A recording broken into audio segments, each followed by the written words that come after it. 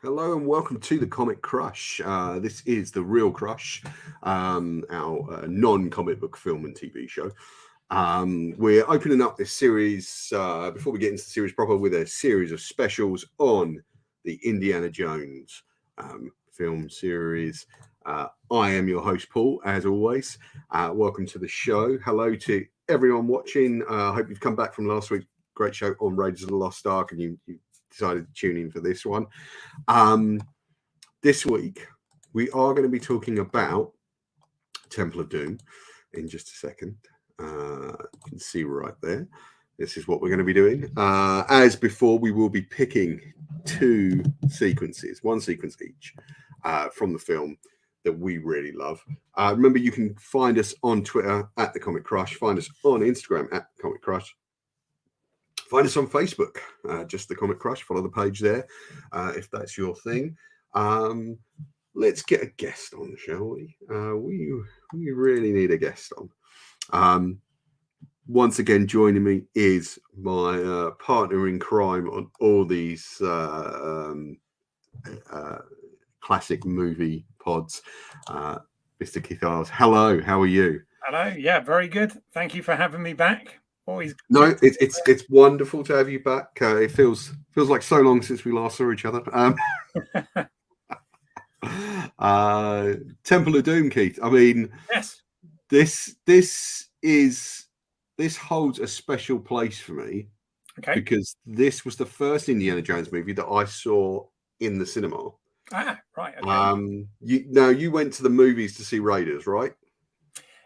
Yeah, I saw it on a re-release. Right, there you go. Okay, that's interesting. Yeah, I'd watched and read pretty much everything there was to know about Raiders before I actually physically saw it.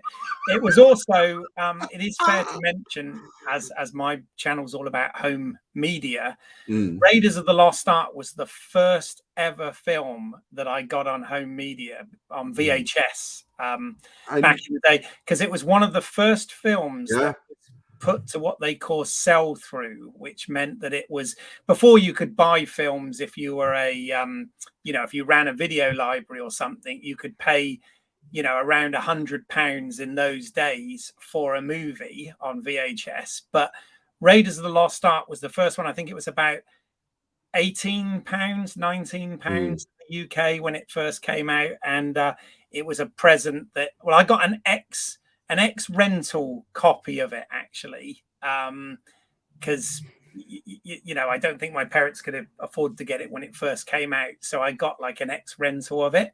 And so it was the first film that I ever had on VHS. But what's interesting is there was a little teaser at the beginning of that video for Indiana Jones and the Temple of Doom.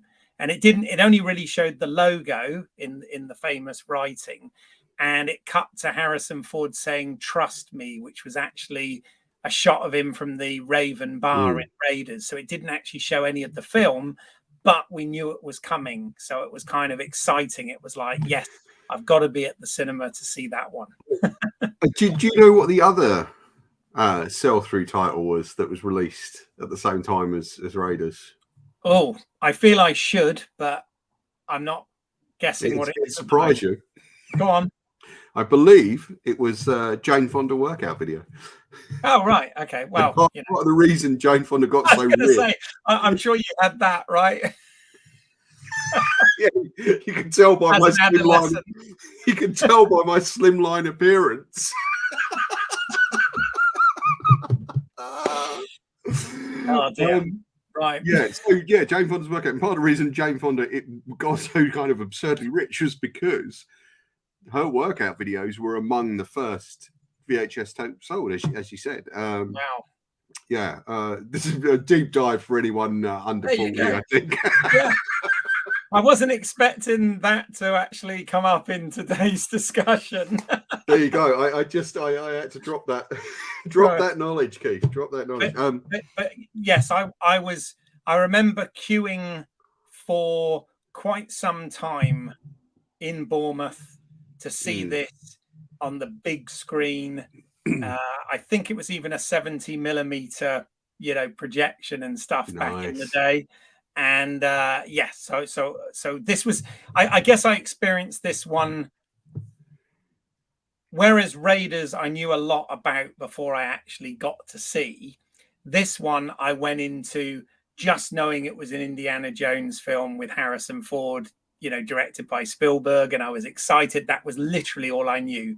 So yes, I went into this one excited but cold. I didn't have a lot of background. I think I'd read one article in something like Starlog or something where it was a misprint. They actually put that it was Spielberg was working on the next sequel to Raiders of the Lost Ark called Indiana Jones and the Temple of Death, is what it put in this article.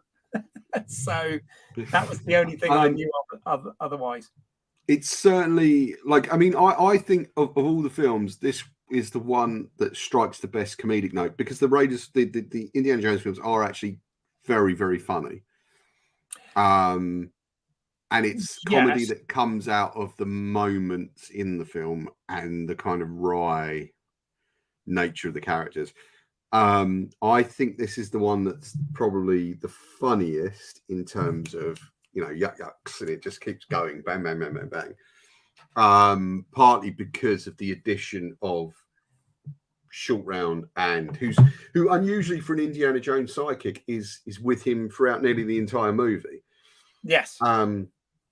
And also of Willie Scott, of course, future Mrs. Spielberg, Kate Capshaw. Now, I actually really like the characters in this movie. I think they speak to a kind of pulp era much more than Raiders does. I think this is closer to the serialized pulp stuff that Raiders, the Indiana Jones movies have their roots in. Okay. I don't know if you've ever seen any of those black and white kind of cliffhanger serials. I certainly remember them being repeated on the BBC when I was a kid, and I watched them then before I even knew what Indiana Jones was, in fact. So differently, in a sort of change from last week, you're going to go first this time. You've picked the earlier sequence in the film, very early sequence, in fact, and I've picked the one that comes later. So Keith, what do you want to take us through? Yeah, okay. Well, the scene I picked for this it is literally on the Blu-ray or 4K. It's chapter 1 called Shanghai 1935, and it's essentially like the Obi-Wan Club Obi-Wan sequence, which I love that they put a little Star Wars reference in there. And I think the reason for me picking this is kind of alluding to what you were saying there, because it's funny with Temple of Doom, because whilst I agree that it's kind of lighter in terms of the style and the humor and all of that sort of thing, I also think it's actually, and maybe this is looking at it as an adult rather than a kid now, is that it's actually subject matter wise, it's kind of quite a dark film, actually. Completely. But the reason I chose this sequence is purely because, as I said, I went into this cold. I was excited. Obviously, I was a few years older than when I'd seen the last one, so I was at the cinema, queued up, went in to see it, and it started, and we got the Paramount logo, as we do, and as a tradition with these films, the Paramount logo turns into a frame of the film, something from the film. In the first one, it's the mountain when they're going through the jungle, and in South America. And then in this one, it's actually the middle of the gong, which will come into play later. And we get a pullback from that. The gong is struck, like those old rank movies. And we come back. And then suddenly it bursts into a musical number played straight to the camera. And if it wasn't for the fact that we got for the first time I think I've got a slide of it, but the title in that now classic Indiana Jones font. Yeah, if it wasn't for the fact that we got that, first time we got that, by the way, because Raiders just put it in a sort of standard font, Raiders of the Lost Ark. But if it hadn't been for that, I would have probably thought, oh, hold on a second, I'm in the wrong theatre. There it is there. Because I really wasn't expecting this at all. And I love the way that Woody Scott, in as with her character, gets in the way of the yes, of the logo. Yeah, there you go. A trait that she follows through the entire film. Yeah. Just refresh my memory here. Is that the only time we see one of the titles written in the font? I believe it is. Yes, I believe it is, because they go back to the sort of standard, writing in Last Crusade. Kingdom of the Crystal Skull, I honestly don't know. I've not seen it enough times. So in preparing for these, we've rewatched all the movies except Kingdom of the Crystal Skull yet, which we're planning to do. We've got to do before we're sort of just a couple of days away from filming the final episodes of these. Yeah. You can probably tell that the Raiders and Temple of Doom ones are being done on the same day. I don't know. Change my shirt and everything. Well, I just wear funereal black for everything. So no, but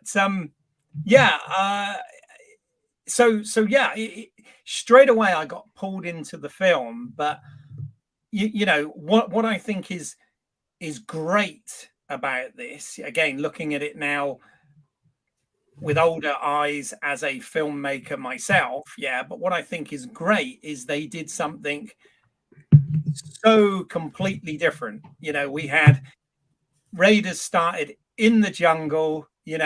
Indiana Jones had his stubble, his fedora, his leather jacket, his whip, when they revealed him, and we had that whole sequence.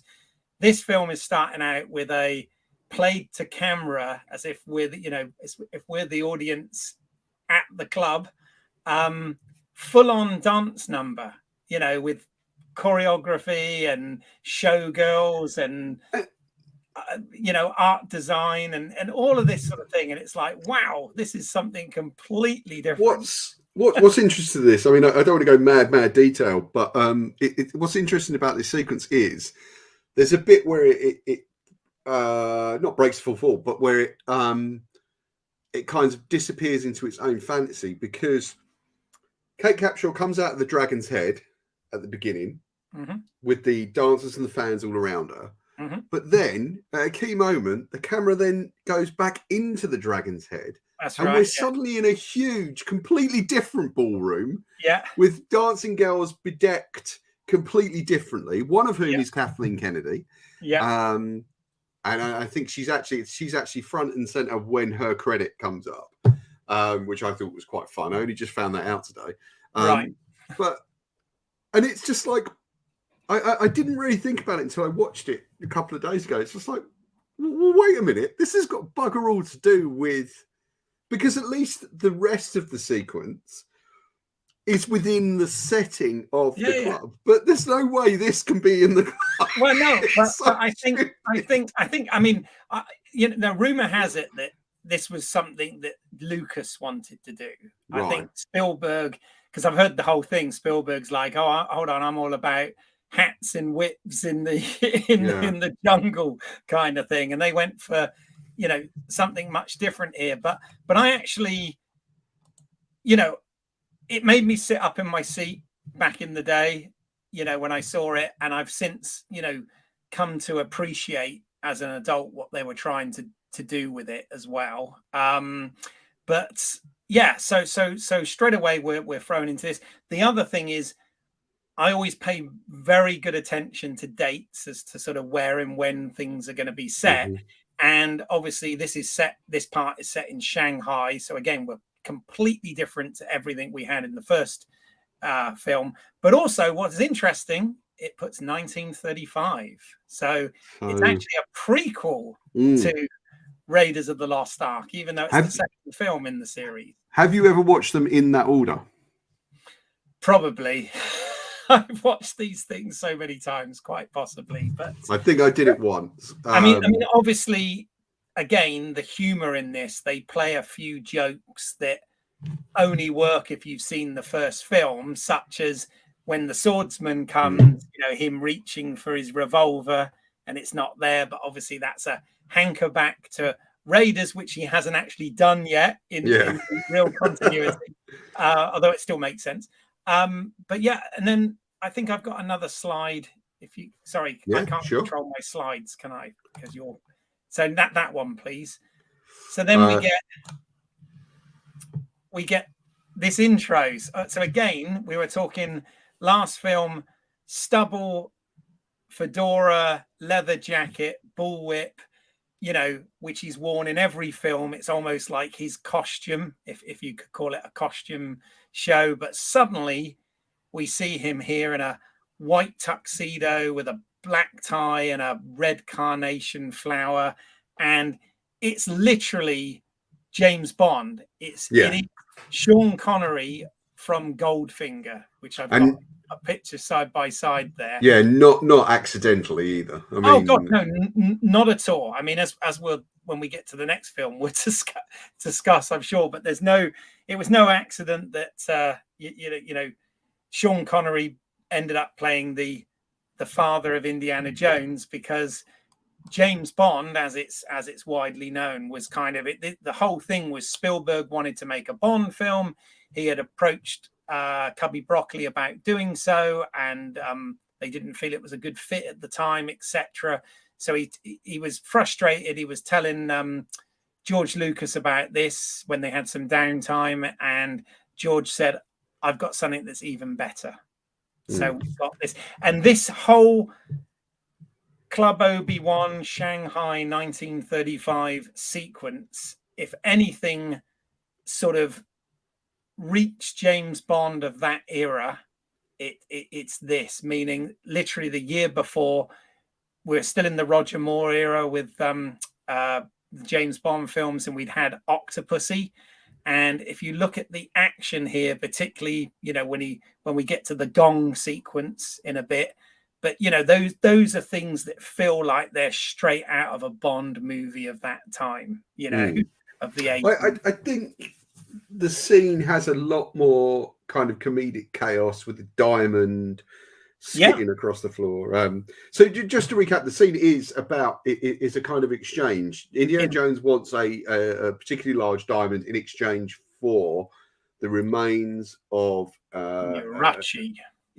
An ancient Chinese emperor, which he's giving to a character called Lao She.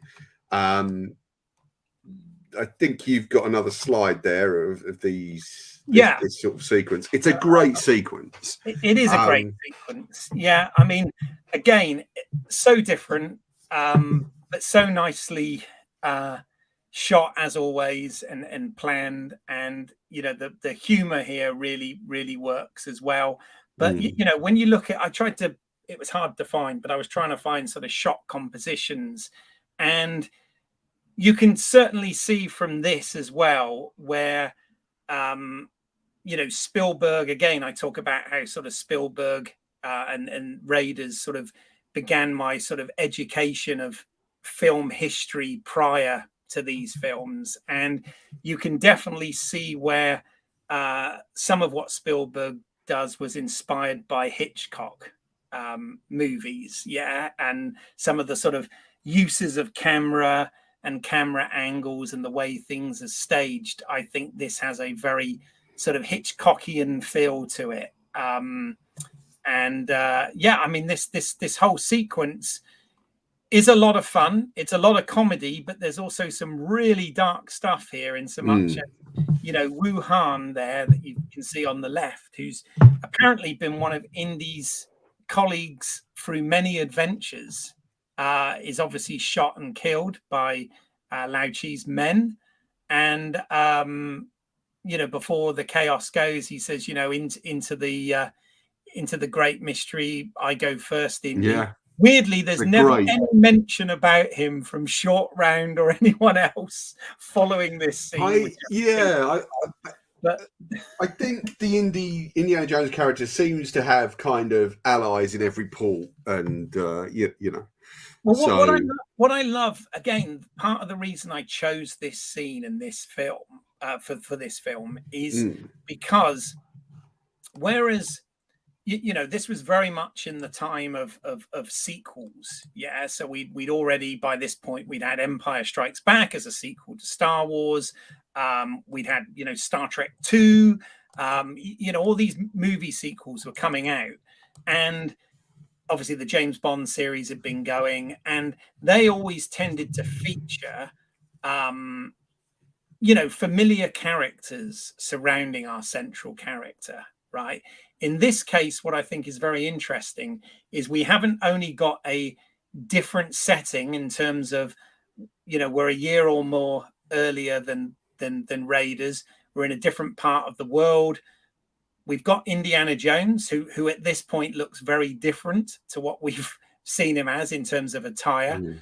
But he is surrounded by completely different companions in this film. So they've done something completely different. They've taken that character and they've put him into a completely new adventure, you know, with a different leading lady, different sidekicks, different villains. You know, it's not the Nazis this time. You know, it's just very, very different. And I think that that's kind of one of the things that I applaud about this film is the fact they did something different with it. Whether when I was younger, I was trying to cast my mind back. I think I never liked this as much as Raiders of the Lost Ark. I found it, you know, like you said, tonally much lighter. And I came to appreciate it more, I think, as the years went on. I definitely know that when Last Crusade came, I was glad that they put it back into the sort of, you know, 1938 Nazis, you know, era. But yeah, I enjoyed Temple of Doom, you know, as a film and the whole. But this sequence just really took me by surprise. It was not what I was expecting. no. And I think I have to applaud, you know, Spielberg and Lucas and the team for doing something very different with this character, and I liked it, and I think this scene, all the chaos in this scene, you know, the fact that he is poisoned and he's trying to get the antidote and she's trying to get the diamond, and there's chaos and there's, you know, there's guns going off and there's balloons coming down from the ceiling and there's people all over the place and there's dancers screaming and it's just nuts. It's just crazy. And we've got a completely different, you know, we talked about Karen Allen and Marion Ravenwood in the first film, and she was quite a tough fighter type woman who would punch a man and pick up a gun and, you know, drink hard liquor and, you know, all of that sort of stuff. And we've got this, you know, ballroom singer, you know, who's worried about her nails and screams a lot, and you know, it's all this sort of stuff. It's just I just like the fact that they gave us something different, and you know that it was still true to the character. This was still Indy that we knew, and you know, those action sequences were there and all of that sort of thing. But the environment was so different this time, and you know, this scene, in my opinion, out of all of the Indiana Jones films, is the most unique scene because it's the scene where Indy looks different. You know, we see that he scrubs up pretty well, actually, and he's got that real kind of movie star leading man, you know, look going here. And I just think this sequence, you know, it was violent, but it was also comedic. And I timed the bit. It goes on for basically 12 minutes from the very gong at the start to the bit where they finally get to the airfield, having had the fight in the club, escaped the club, short rounds, had the car chase with Lao Chi's men, and they get to the airport, and he says, you know, see you later, Lao Chi, and then he shuts the plane door to see that it's his own airline. There's a couple of impossibilities in this scene. I mean, apart from the kind of scene, moment where it heads into the whole new ballroom, which is still bizarre to me, and I'm annoyed that I never really noticed it until now. But also, when they get to the airport and you have the Dan Aykroyd cameo, yes, he says, "Oh, I've spoken to your associate and we've arranged for 3 tickets," and it's just like, well, when did that happen? Because well, I'm guessing the 3rd ticket would have been Wuhan's ticket, right? Because presumably when they were in there, it was him in Wuhan, right. And with short round ready to make the exit. But of course, Willie ends up being the third wheel, literally. But and again, all of this scene is without a bullwhip in sight. Again, we've had Indy, getting out of a lot of things using his bullwhip. Whether it was at the Well of Souls or in Cairo or going underneath a truck. His bullwhip was his key accessory there. And this whole scene is so different. So, I think in terms of the companions as well, it is kind of interesting precursor to what they did later on with the Mission Impossible movies, where it's a different team every time, apart from Ethan Hunt. By the way, I like the link. I like it. I've just realised Pat Roach, I believe, is the gong player. Oh, is he? I know he plays. Remember we were talking earlier about does Pat Roach do 2 cameos in every film? And I think he's all, besides being one of the thuggy cult sort of mineshaft guys, he is also the gong player, I believe. We'll have to look into that maybe for the next episode. I think it's a great sequence. It sets out its stall early because it's quite a gory sequence as well. I mean, the guy gets stabbed with a skewer. And I never know, is that a puppet? Because the way he moves, he looks like a puppet. I don't know if it's just because where they had the padding in front of him to take the skewer. But he always moves like he's some sort of puppet, and it's a strange body movement. I'm talking about this guy over here, sort of far left of my screen now, with the well, it's the only one with the skewer protruding out of his body. So. The flaming skewer. That's what I love about it. It's actually a flaming skewer. And also just wonderful little touches like the revolving table, which you find in Chinese restaurants and things like that. I love that.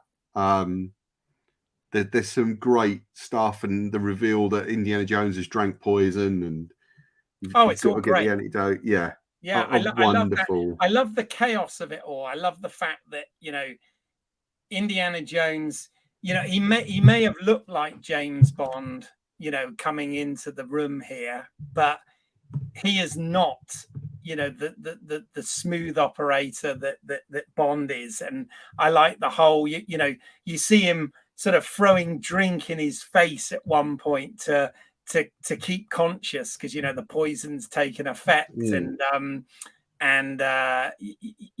just utter chaos. And then I love the one of Lao Chi's men gets a Thompson machine gun, and you think, oh my god, and then you see him, he uses the gong, which again is beautifully set up right in the establishing shot.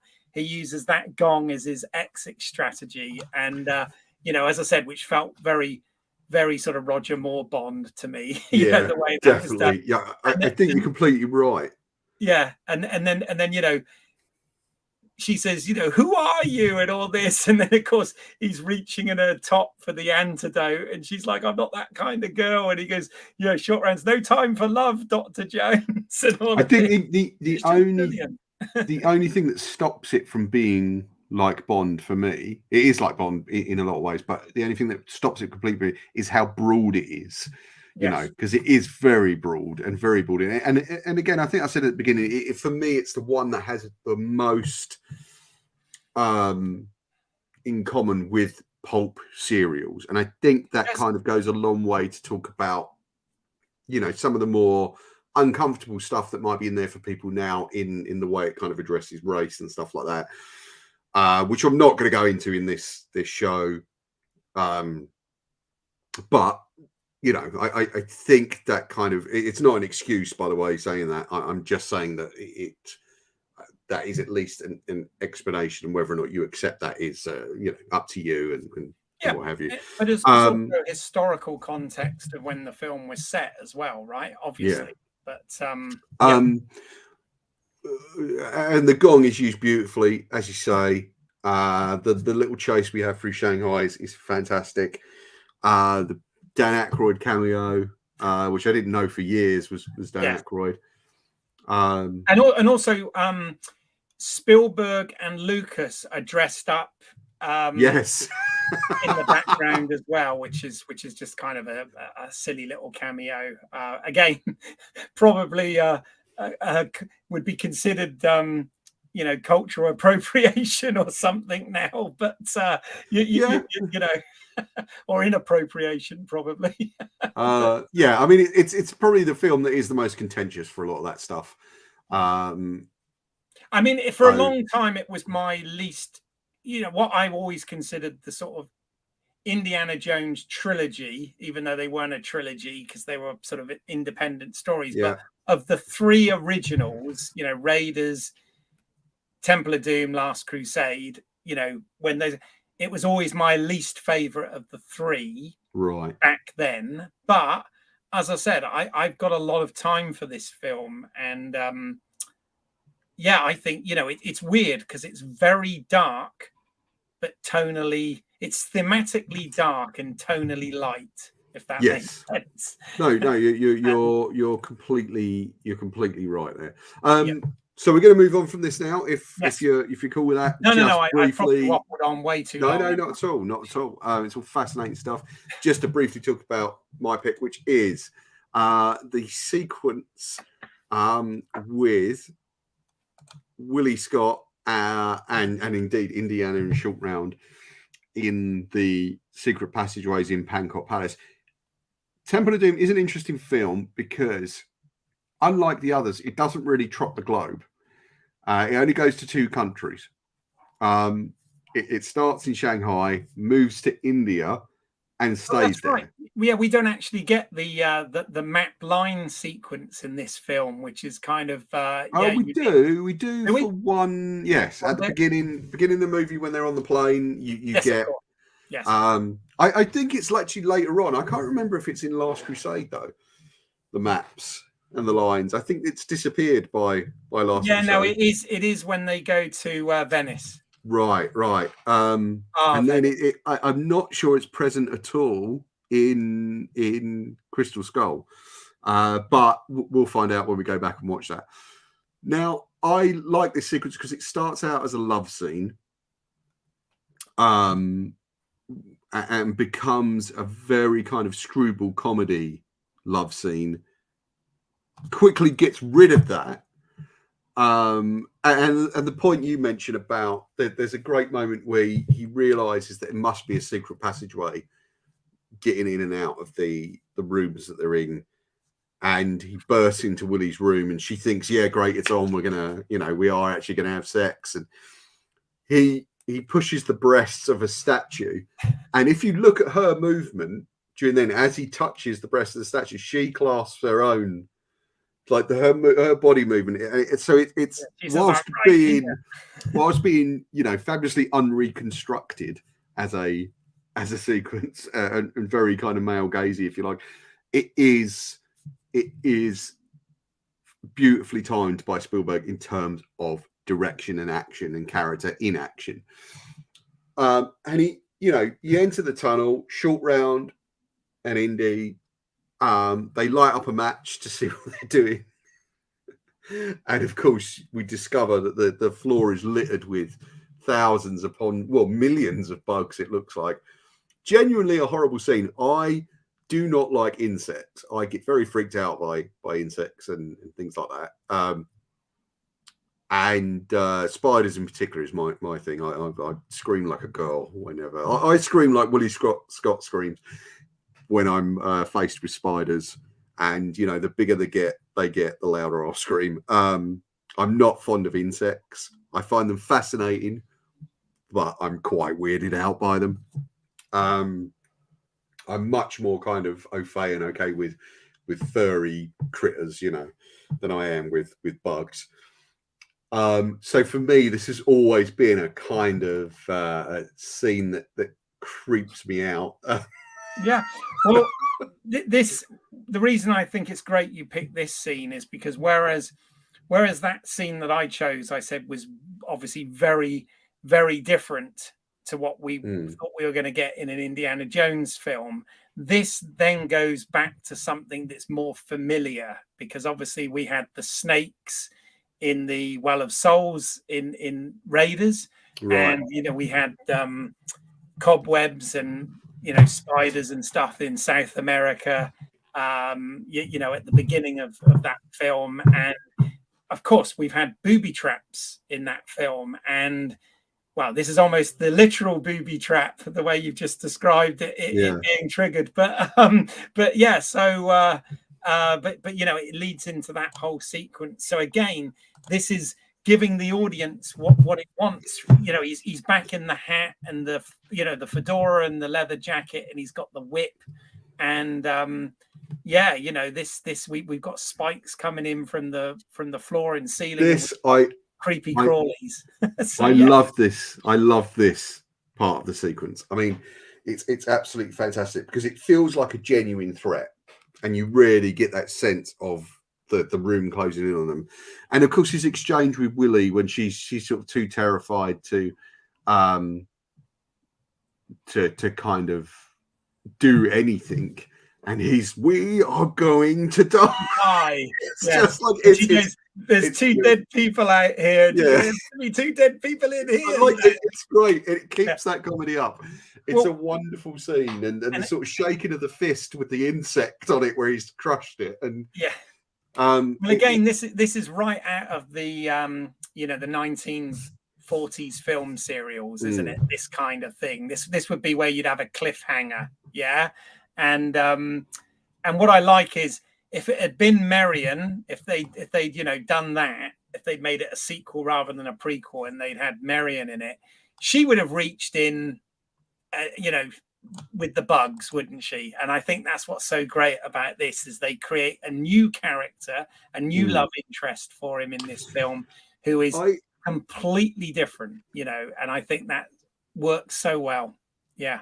I believe they had to quite literally, I mean, with her consent, I just want to be clear there, they had to quite literally drug Kate Capshaw to be able to do this thing, because she would not, she found it so terrifying. So they gave her a sort of sedative. Yeah. And she apparently was very kind of sort of tripped out as she did the scene, because it was the only way she could do it. And I don't blame her. As a person who wanted to at one time make films, I don't know if I'd have been able to direct that scene without being way back behind glass in a separate room or a separate country, directed remotely.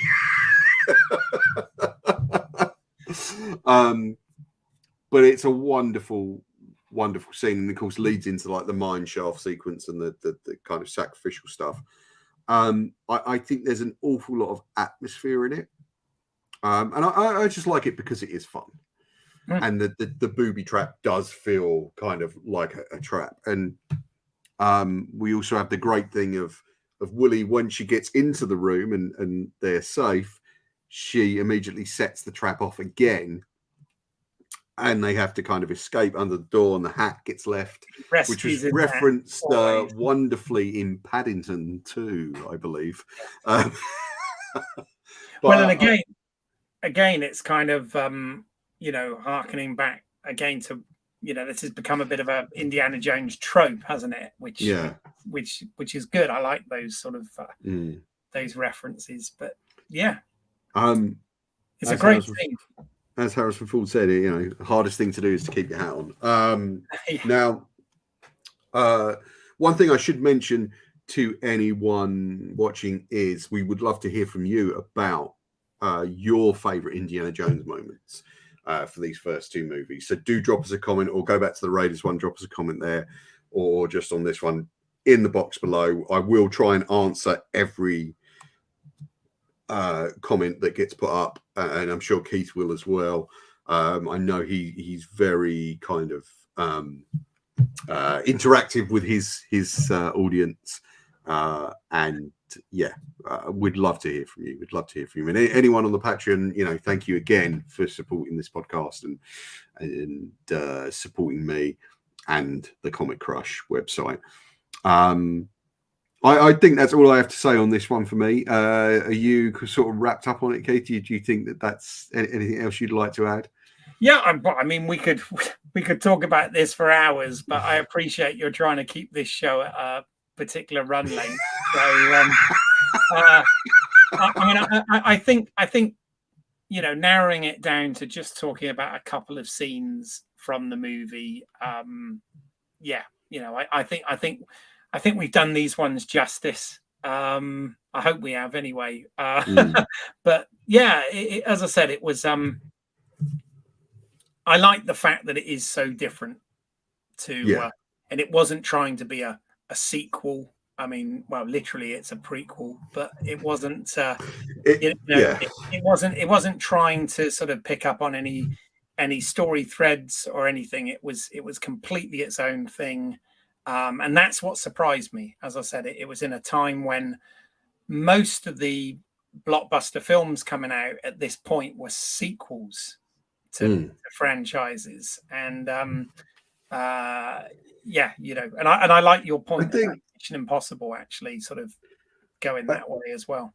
I think the thing with Spielberg, the thing with the beard, is he was always slightly ahead of the game, and for a long time in Hollywood, and I think he always kind of knew what the next thing was around the corner, and was able to simultaneously pick up on that and create the phenomenon itself. And I think you saying now how different this is from what was around at the other time was that, actually he kind of knew it was kind of, this is the direction we should go in for this one.